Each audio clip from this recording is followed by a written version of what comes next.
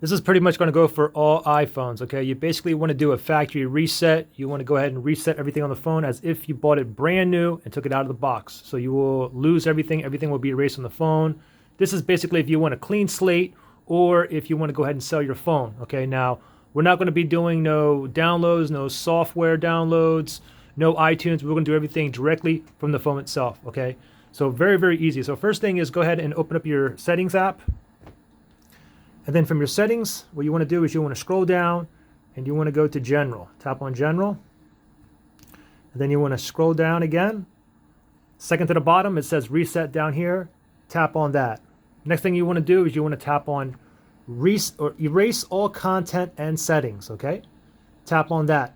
Now, take note, if you have anything important on here, then you want to go ahead and back it up. Back your photos and videos up to a computer, or if you want all of your data and photos and videos, you can back it up to iTunes or your cloud service.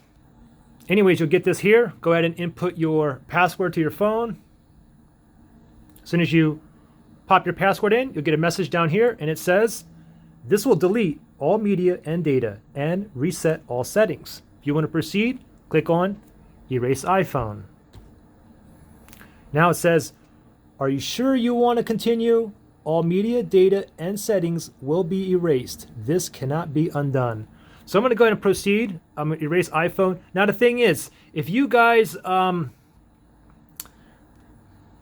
signed into your Apple ID on here, then it's going to ask you for your Apple ID password as well so that you can proceed with this factory reset. Okay. Anyways, we get a status bar here. It's going to reboot.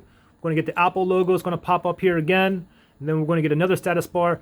This whole Apple logo thing process usually takes about 5 minutes until we're up and running. And once you're up and running, once it's done with the factory reset, it'll be as if you bought the phone brand new, took it out of the box, and then you have to pick, what country you live in, what language you want, and so on. So here's another status bar here.